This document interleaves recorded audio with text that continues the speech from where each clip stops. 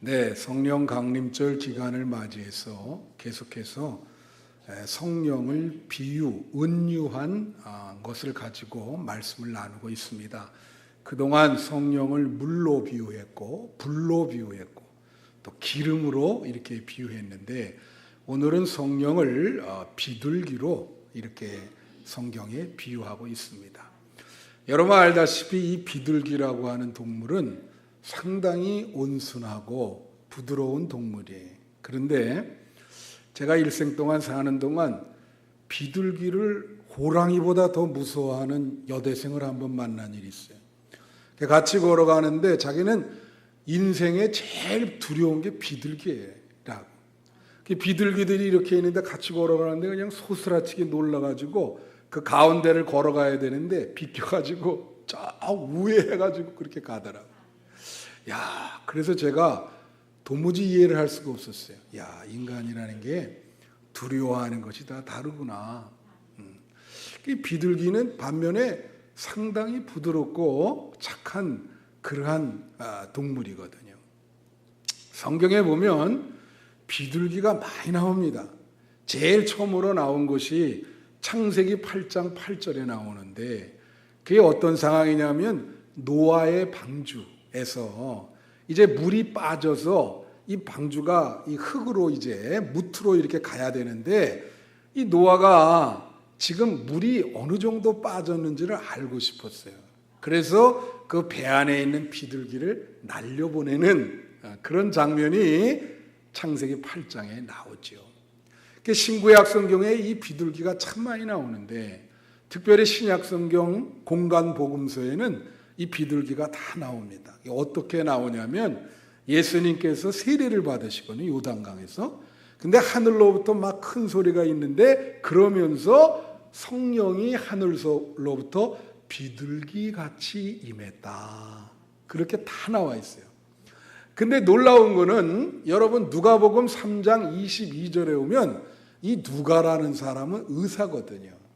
그래서 좀 표현을 할 때 구체적인 표현을 하기를 원합니다.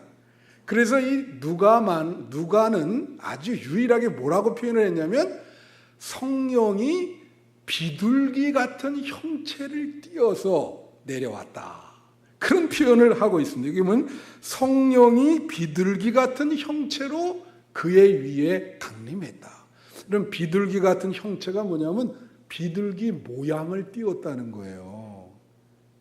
그러니까 실제로 누가는 기록하기를 예수님이 세례받을 때 성령이 영적으로 이렇게 보니까 비둘기 모양을 해가지고 그 위에 앉았다는 뜻이거든요. 비둘기 같은 형체를 띄었다고 하는 거는. 그러니까 아주 구체적으로 그렇게 표현을 하고 있는 것이죠. 이게 성경이 아주 재밌죠. 그래서 오늘 본문에 보면은 요한복음 1장 32절에 세례 요한이 예수님을 이렇게 보니까 하늘로부터 그의 머리 위에 성령이 비둘기처럼 임했다. 그렇게 이야기를 하고 있어요. 그게 바로 예수님의 그 십자가 사역을 예견해 주고 있는 장면이거든요. 여러분 비둘기라고 하는 게 예수를 믿는 사람이나 안 믿는 사람이나 비둘기는 뭘 상징하는 줄 알아요? 안 믿는 사람도 그 상징은 알아요. 비둘기는 평화를 상징합니다. 그래서 이 비둘기를 이렇게 로고라든가 엠블렘으로 그려가지고 이 비둘기를 이렇게 보여주면 그게 평화를 상징하는 거예요. 누구나 다 이 비둘기는 평화를 상징한다. 그러니까 성경에 이 비둘기는 평화를 상징하는 거예요. 이게 비둘기 같은 성령이 임하면 어떤 일이 생기냐면 우리 가운데 평화가 임하는 것입니다. 그 성령을 받아야 마음의 평화도 이루고 이웃 간의 평화도 이루는 거예요. 그래서 오늘 예배드리는 여러분 비둘기 같은 성령을 받으시기를 축원합니다. 그래 이 비둘기 같은 성령을 받으면 어떤 일이 일어나는가? 세 가지가 있는데 첫째로 비둘기 같은 성령이 임하면요 하나님과 인간 사이에 평화가 이루어집니다. 아니 하나님과 우리 사이가 불편했냐? 어떤 분 그래요. 하나님 보이지 않는데 우리 사이가 불편한지 어떻게 아냐? 하나님과 우리 사이가. 여러분 칼 바르트라고 하는 독일의 목사님이 이런 얘기를 했어요. 하나님이 계시다 하는 것은 굉장한 혁명적인 발언이다. 혁명적인 표현이다. 여러분, 진짜 하나님이 살아계시다는 것을 한번 상상해 보셨습니까? 하나님이 살아계시면 우리에게는 그거는 굉장히 큰 혁명으로 다가오는 거예요. 그러면서 이 칼바르트라고 하는 목사님이 이런 얘기했어요. 우리는 참으로 깊이 생각해야 될 게 하나님께서 우리의 대상이라고 하는 그것을 생각해야 된다. 이렇게 생각했어요. 다 같이 대상성이란 대상이 뭡니까? 가령 우리 김홍규 장로님이랑 저랑 대화를 해요. 그럼 대화를 하면 김홍규 장로님은 나한테 대상이 되는 거예요. 내가 벽에다 대고 말하는 게 아니라 김홍규 장로님이라고 하는 이 대상을 마주 앉혀놓고 이야기를 하거든요. 그죠? 근데 이 대상이 항상 우리가 관계를 맺을 때 이 대상과의 관계가 좋을 때도 있고 좋지 않을 때도 있어요. 이 바르트라고 하는 사람이 얘기한 건 뭐냐면 하나님이 이런 구체적인 대상이라는 거예요. 우리가 대화하는 대상이라는 거예요. 여러분 그걸 느끼세요? 그러면 사람이라는 대상과 대화할 때 우리가 좋을 때도 있고 나쁠 때도 있듯이 하나님이라고 하는 살아계신 대상과 우리가 관계를 맺을 때 그분과 좋을 때도 있고 나쁠 때도 있다는 거예요. 무슨 말인지 알아요? 여러분 요즘 하나님과 관계가 좋습니까? 나쁘십니까? 하나님이라고 하는 대상과 관계가 나쁜 건 딱 하나입니다. 어떤 때 나빠지냐? 그건 뭐냐면 하나님과 죄는 상극이에요. 무슨 말인지 알아요? 그러니까 우리 다 죄인인데 우리가 죄를 지면 하나님이라는 대상과는 불편한 관계가 되는 거예요. 우리 중에 죄 안 짓는 사람이 어디 있어요? 죄 안 짓는 사람이 있어요? 다 죄 짓죠. 그죠? 그러니까 우리가 하나님과 불편한 거예요. 하나님과 관계가 안 좋은 거예요. 불화하는 거예요. 성경은 표현을 뭐라 하냐면 하나님과 원수됐다. 그런 표현을 씁니다. 그런데 예수님이 세례를 받으실 때 비둘기 같은 성령이 임했어요. 그 말은 뭐냐면 예수님의 앞으로의 십자가 사역을 예시해 주는 거예요. 그건 뭐냐면 예수님께서 십자가를 지심으로 하나님과 우리와의 관계가 화평하게 됐다. 평화롭게 됐다. 그걸 말하는 거예요. 그래서 이 하나님과 불화하는 인간을 하나님과 화평하기 위해서 예수님께서 십자가를 지셨거든요. 그것을 에베소서 2장 16절에 아주 명확히 표현합니다. 뭐라고 말하냐면 또 십자가로 이 둘을 한 몸으로 하나님과 화목하게 하려 하심이라 원수된 것을 십자가로 소멸하시고. 여러분 여기 원수된 것을 십자가로 소멸했다 그러잖아요. 누구랑 원수된 거예요? 하나님과. 여기 이런 표현 써요. 하나님과 화목하게 하려 하심이라. 원수된 것을 십자가로 소멸하시고. 우리가 하나님과 원수였거든. 예수님이 십자가를 지심으로 하나님과 화평하게 됐어요. 그래서 비둘기 같은 성령이라는 것은 예수님의 십자가 사역을 도와주는 거거든요. 그리고 이것이 우리 현재에 재현되거든. 여러분 구약 성경에서 말이에요. 제사를 지나잖아요. 구약 성경에서 자기 죄를 용서받기 위해서 성전에 가서 제사를 드렸죠. 그런데 그때도 빈부격차가 있었어요. 이 성경이 아주 재밌습니다. 그래서 오늘날도 빈부격차가 있듯이 그때도 빈부격차가 있어가지고 좀 집안 살림이 넉넉한 사람들은 어떤 것을 잡아서 피를 성전에서 드렸냐면 하나님께 소를 드렸어요. 소. 그래서 어린 소가 뭐예요? 송아지. 송아지를 잡아서 드렸어요. 송아지가 비싸요. 그 다음에 중산층. 우리 교회는 대부분 중산층이죠. 이 중산층은 뭘 잡았냐면 어린 양을 잡은 거예요. 그 양도 가격이 나가기 때문에 이 어린 양을 와가지고 잡아가지고 그 피를 자기 죄를 용서받기 위해서 하나님께 드렸단 말이에요. 그게 예배거든요. 근데 아주 가난한 사람이 있어요. 밥 먹기도 힘든 가난한 사람은 뭘 잡았는지 알아요? 좀 이렇게 설교를 하면은요, 예측을 해보세요. 오늘 제목이 뭡니까? 비둘기. 어떤 사람 발음하는데 이북서 온 사람인데 비둘기를 비달기라고 그러더라고요. 비둘기가 이게 어린 비둘기를 잡아, 이게 싸죠, 이게. 어린 비둘기를 잡아서 하나님께 드리면 가난한 사람들의 죄가 용서를 받은 겁니다. 그래서 예수님을 가리켜서 어린 양이라 그러잖아. 온갖 죄를, 세상 죄를 지고 가는 어린 양을 보라. 그런데 이것이 어린 양뿐만이 아니라 어린 소도 되고 어린 비둘기도 되는 거예요. 온갖 죄를 지고 가시는 어린 비둘기를 보라. 그게 예수님인 거예요. 그래서 여러분 오늘 예배 드리잖아. 예배에는 말이에요, 예수님의 십자가 사건이 여러분 마음속에서 재현돼야 되거든. 여러분 마음 안에. 그러면 그게 뭐냐? 비둘기 같은 성령이 여러분 마음에 임하셔서, 여러분 마음에 예수님의 그 피의 제사를 주님께 드려야 되는 거예요. 그럴 때 원수된 여러분들이 예배를 통해서 하나님과 화목하게 되고 하나님과 여러분 사이에 평화가 임하게 되는 거예요. 믿습니까? 여러분 마음의 제사, 비둘기 같은 성령이 임하셔서 오늘도 예배 드릴 때 예수님의 십자가를 하나님께 드리시는 여러분 되시기를 축원합니다. 네. 그다음에 둘째로 비둘기 같은 성령이 임하면 사람과 사람 사이에 평화가 이루어집니다. 여러분, 우리가 창세기 3장에 보면 사람이 타락을 하잖아요.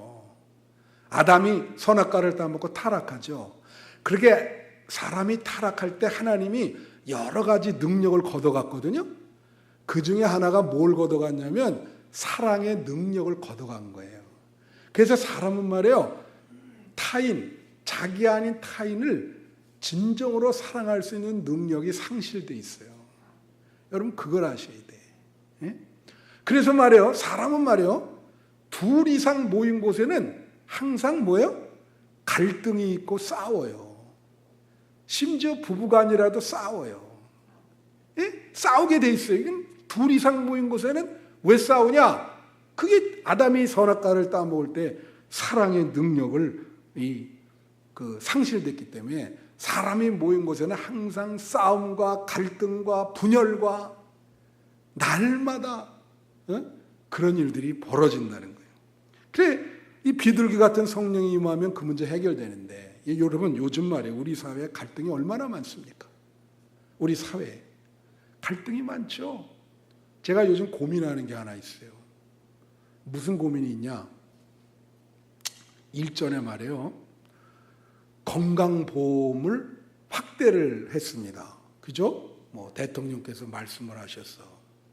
그런데 다른 건 다 건강보험이 되는데 이 머리 벗어진 사람 머리 심는 거 있잖아요.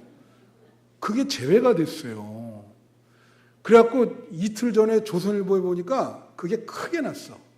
뭐라고 나냐면 전국에 머리 벗어진 사람이 500만 명인 거예요. 그 중에 이 몸도 거기 속해 있는 거야. 500만 명 중에 하나. 근데 여러분, 이게 머리가 이 한 가닥이 이게 얼마나 귀중한지 알아요? 이 한 가닥이 하나 심는데 2,000원 정도 된다는 거야. 그러니까 한 2,000원 정도 되는 거를 여기 3,000개를 심으면은 한 600만 원 정도 되는 거 아니에요. 얼마나 비싸요.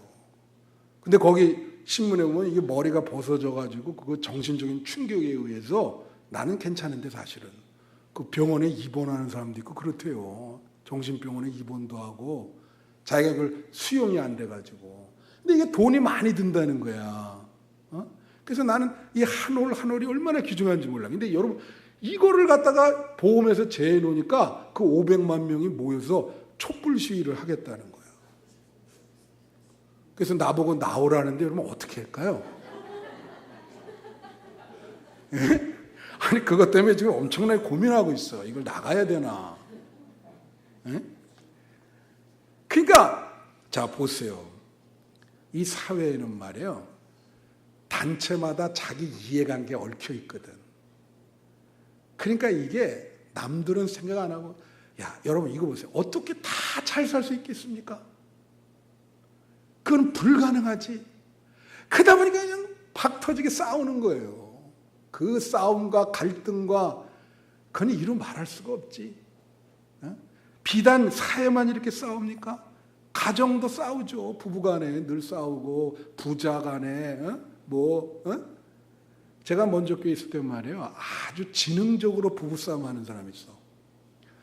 교회 올 때는요. 교회 딱 입구에 딱 들었으면 아주 그냥 뭐 서로 사이 좋은 것처럼 막 얼굴도 막 웃으면서 여보 이것 좀 해 하면서 막 내가 먼저 있을 때 어느 날 뭐가 있었냐면 그 식사를 안 하고 그냥 가서 식사 좀 하라고 붙잡으러 이렇게 간 적이 있어요.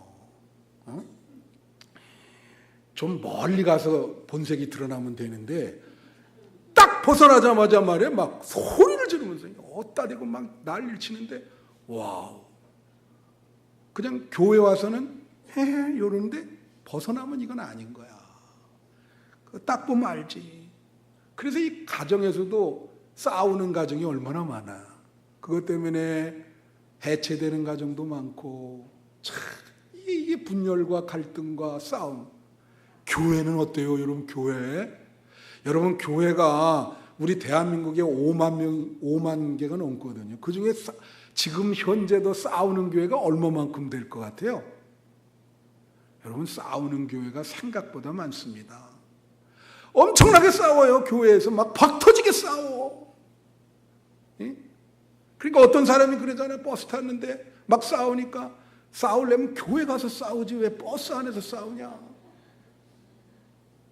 예?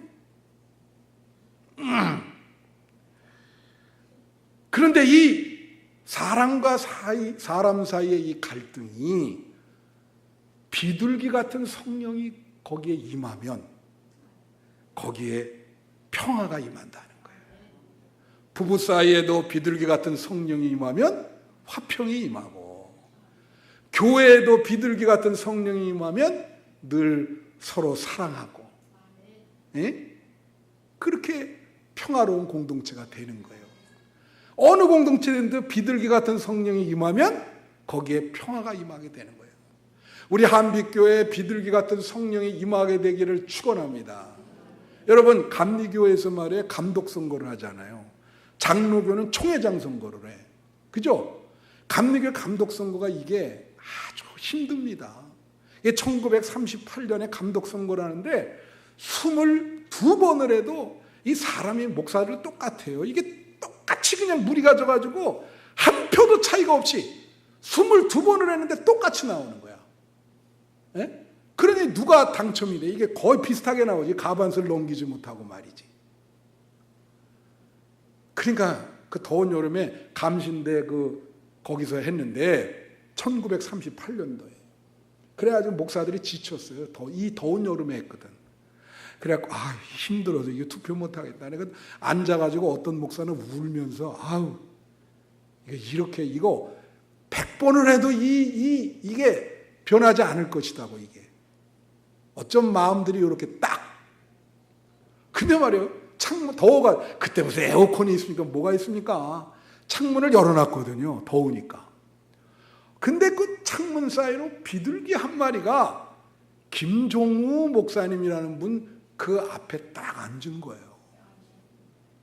딱 앉아 있는데 세상에 비둘기가 사람이 무섭지도 않은가 봐. 그리고 그 앞에 딱 앉아요. 그러니까 이 김종우 목사님이 또 비둘기가 그 앞에 앉으니까 그 비둘기를 싹 감싸 안았어요. 그리고 쓰다듬고는 여기다가 이렇게 비둘기를 놓고 창가에 가서 이걸 도로 날려보낸 거야. 그 목사들이 그 모습을 다 본 거예요.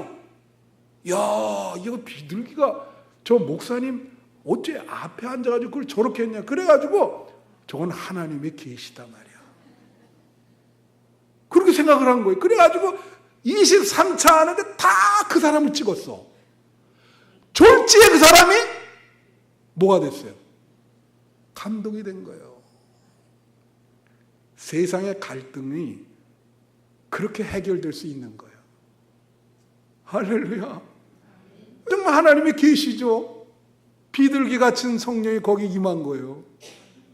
다 그 앞에 아주 점지를 해주셨어. 그러니까 그 싸움이 먹고 만장일치로 그 목사님을 감독으로. 얼마나 이게 하나님의 역사입니까? 이런 일들이 우리 사회에서 일어나야 되는데 비둘기 같은 성령이 임하면 그렇게 된다. 요한일서 4장 12절부터 13절에 여러분 이런 말이 있어요. 어느 때나 하나님을 본 사람이 없으되 만일 우리가 서로 사랑하면 하나님이 우리 안에 거하시고 그의 사랑이 우리 안에 온전히 이루어지느니라. 13절에 그의 성령을 우리에게 주심으로 우리가 그 안에 거하고 그가 우리 안에 거하시는 줄을 아느니라.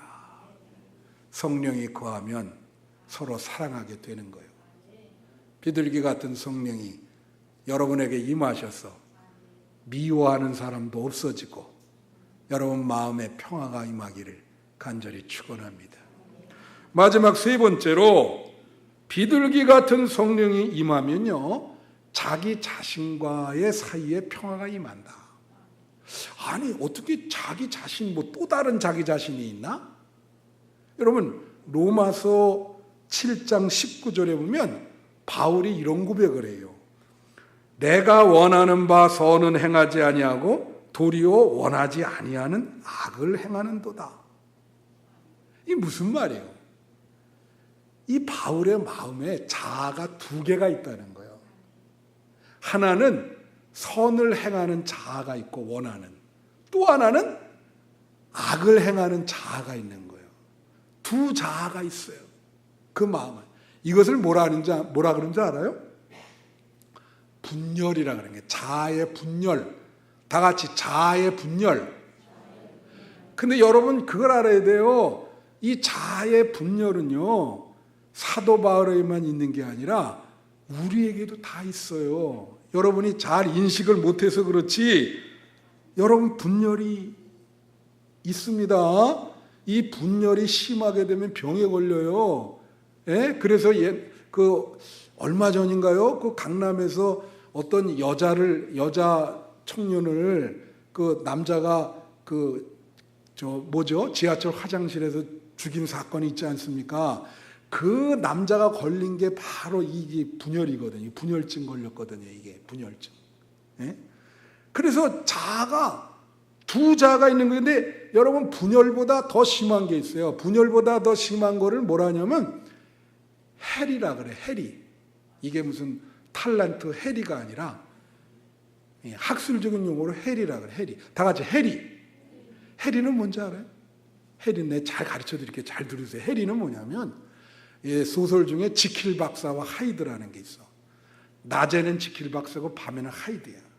그 드라마 중에 옛날에 헐크가 있었죠. 왜냐하면 갑자기 뭐예요? 변하잖아요. 얼굴이 헐크로. 막 몸이 막 우두둑 그러면서 막 얼굴도 변하고.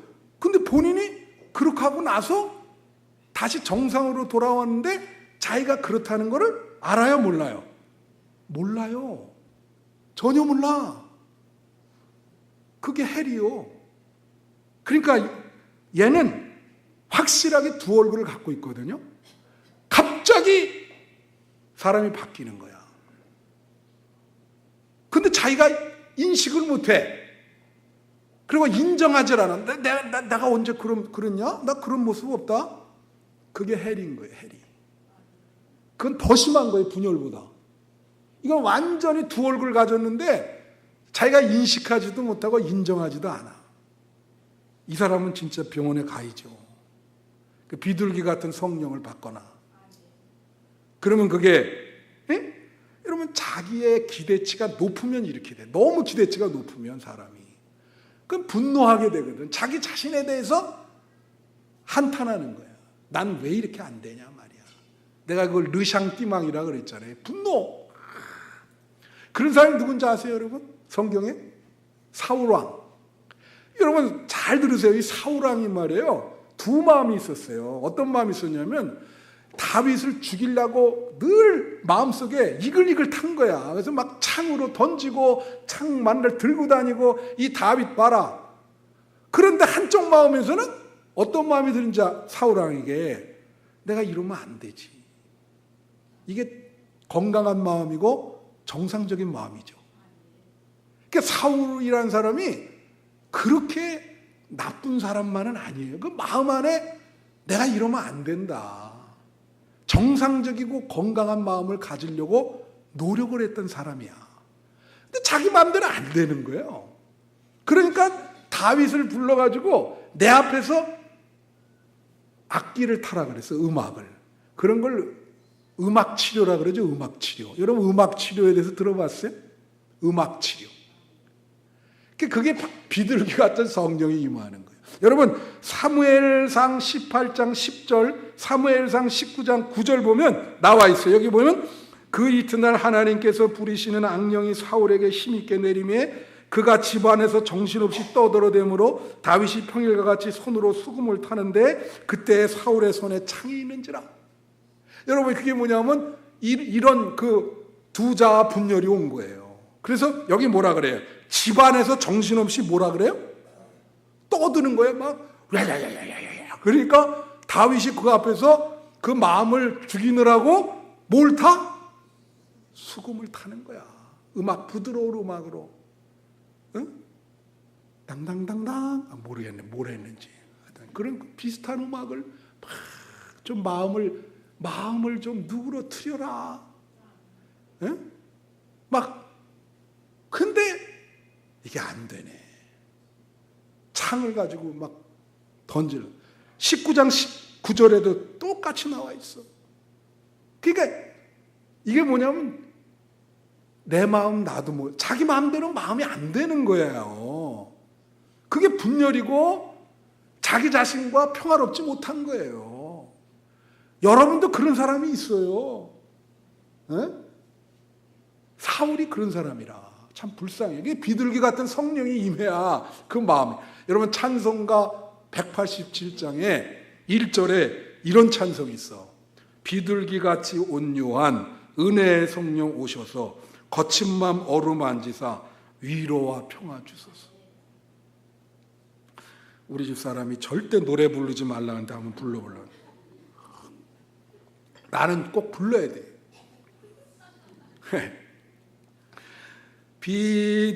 비둘기같이 온유한 은혜의 성령 오셔서 거친 맘 어루만지사 위로와 평화 주소서. 우리 다 같이 한번 불러보겠습니다. 비둘기같이 온유한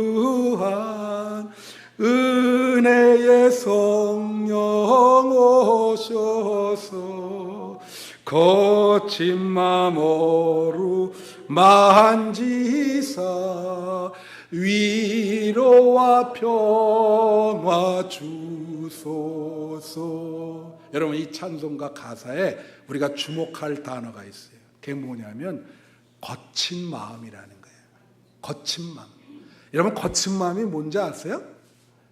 이게 눈빛만 거친 마음이라는 건 뭔가 지금 사고를 칠 마음이에요. 이건. 그 인생을 너무 힘들게 살아가지고 마음이 사막과 같아. 마음이 굉장히 거칠어요. 막 그냥 이게 그 거친 마음을 어떻게 해야 되겠어요? 여러분 마음 지금 거치십니까? 거친 마음입니까? 아니면 부드럽고 평화로운 마음입니까? 예? 얘는 우리 호숫가에 가, 호숫가. 나는 호수가에, 이 캐나다에 호수가 참 많아요.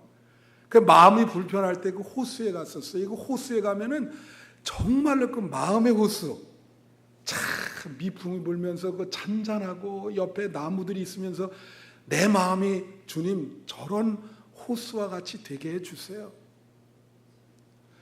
광풍이 불어요. 바다가인데 그냥 방파제를 때립니다. 그냥 요 질풍과 노도와 같이 바람이 불면서 태풍이 와 일어나죠. 여러분 마음이 그럴 때가 있다는 거예요. 마음에 지금 질풍과 요도의 강풍이 흐는 거친 마음이 됐단 말이에요. 그 분노와 그걸 어떻게 가라앉히겠어요? 그거는 비둘기 같은 성령이 여러분 마음에 임해야 됩니다. 믿습니까? 응? 나는 일평생 왜 이렇게 안 풀리나? 나는 왜 이렇게 손해만 보나? 왜 나한테 맨날 이런 일만 일어나나? 이게 거친 마음이거든요. 거기에 비둘기 같은 성령이 임해야 마음의 평온함이 오는 거예요. 호수와 같은 그 잔잔한 그런 평안함, 그 성령 안에서의 행복감이 우리에게 오는 겁니다. 우리 한빛교회 성도님들이 다 비둘기 같은 성령을 받으셔서 마음의 평화와 평온과 행복을 누리시는 여러분 되시기를 축원합니다. 축원합니다. 우리 3분간만 말씀을 생각하면서 비둘기 같은 성령이 내 마음에 임하게 해달라고 한 3분간만 기도하겠습니다.